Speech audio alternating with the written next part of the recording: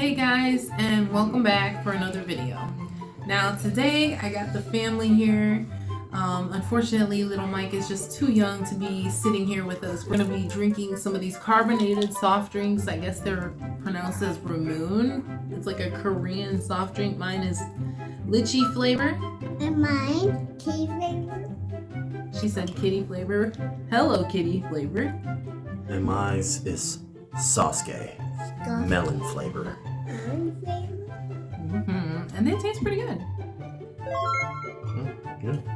Okay, so I'm going to be taking a look at a couple of these videos from divorce lawyers.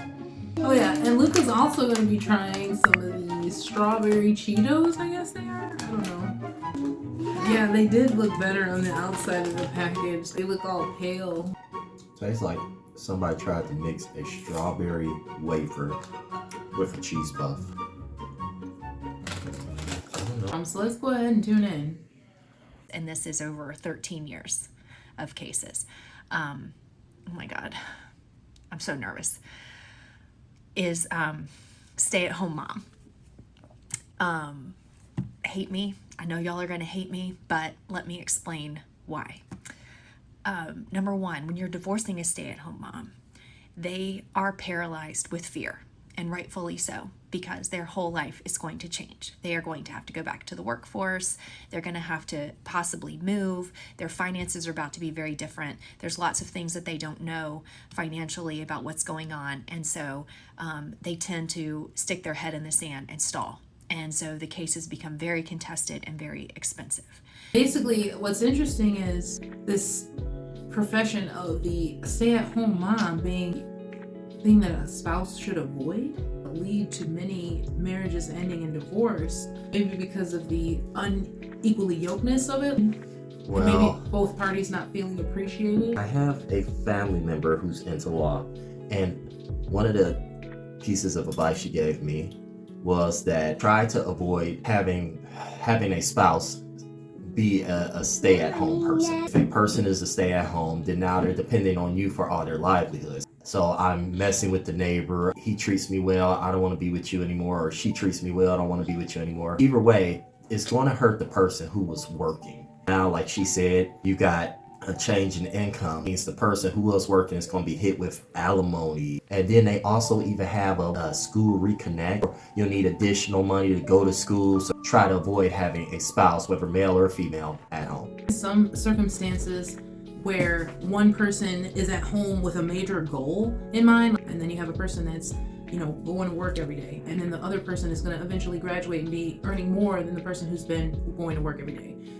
Ultimately that benefits the family. So I think in certain circumstances, being a stay-at-home person can work out, especially in the sense where you don't have to pay for a babysitter, especially if you plan on having children. One person who feels like they're being overworked for the family and the kids by cooking and cleaning and not feeling appreciated. Maybe the husband's not complimenting, what she's doing or noticing what she's doing. And then you have the man feeling like the wife's not appreciating his hard work, not putting any time into her husband, just simply the children. Would it be ever possible for you, in a sense, to stay at home if I was to be the major income earner and say I was earning something like $300,000, $400,000, $500,000 a year? If it was me, no, I would not stop working. I've had situations happen to me where I never want to be in a situation where I'm at somebody else's mercy. Not saying that my wife would do that. If I felt she would do that, I probably wouldn't be with her. I would always like to have my own money so that nobody will ever walk around me singing that Drake song. Came up, that's all me. Stay true, that's all me. So let's go ahead and keep watching. The second reason that I see that stay-at-home moms end up being the most common profession in a divorce is that I think there's a tendency, and this is completely my opinion, just based on my observations, they tend to focus so much on the children, and the husband focuses so much on career that first of all, they don't feel appreciated by one another. But the husband starts feeling like an ATM, and the wife becomes completely focused on the children, and they tend to grow apart. So I think that's why it's the most common. That's not hate, just an observation. It's probably my last TikTok. So see ya. I appreciate her realness as a divorce lawyer, somebody who's seen probably many marriages fail. I'm not going to downplay stay-at-home moms saying that that can't be a possible scenario. I just think that if you are going to be a stay-at-home mom, you should still chase a bag. And even if it's under the table, you know, whatever you got to do to help feed your family, to help your husband and support him, and make sure that you appreciate what each other's do for the family. You know, I do agree with that. You should have some type of social interaction outside of home. I think just having that interaction, different people, different perspectives and all that, sometimes keep you grounded. And so there's another lawyer here who has a message for us. Another relationship tip from a divorce lawyer. Self-care is important. You have to love yourself before you can love someone else. You have to make sure that you love yourself, that you're taking care of yourself, you're taking care of your body, mind, heart, soul, exercise, eating right, spirituality, everything inside of you, knowledge.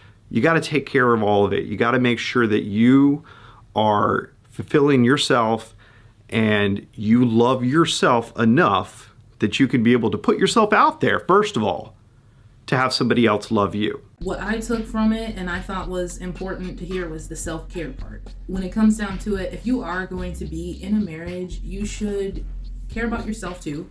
Just in the sense that if you care about yourself and you're taking care of yourself, wellness, healthy eating, exercise, overall physical appearance, taking care of yourself, like when you do that, like you pretty much just make yourself a higher value for the person that you're with, and it shows that they didn't make a mistake when they chose you, basically. Seemed like he should have been a counselor or something. And I hate to say it, seems like he should have been a female counselor. It's like, you have to love yourself. Self-love, self-importance. You have to take care of you. It's all about you. A lot of women like don't put self-care, and they put their families first and they put everyone else first, and they forget to exercise, they forget to book that hair appointment, they forget to buy themselves a new dress or whatever, you know. I think in a marriage, both sides sacrifice, and some things do come up short. I mean, shoot, sometimes I got to remind myself to shave because it's like, oh wow, I'm looking kind of rugged, it's going all everywhere. So unfortunately that is the case. You do have to try to remind yourself to do that, but at the same time, as a spouse, you should be a little mindful and considerate of that, because if you have a husband going out there working all the time and his beard is getting a little rugged and he's being a little unkept, just remind him, hey, you know, you might want to take a haircut. I had to do that with my wife here. Like, look, just go out, hang out, do something for.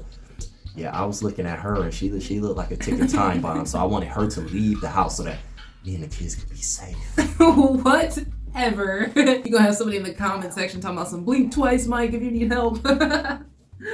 Anyway, you guys, leave us your comment. Tell us if you have any advice that you would like to offer. Don't forget to like and subscribe. And yeah, I guess we will see you guys next time. Bye. Bye.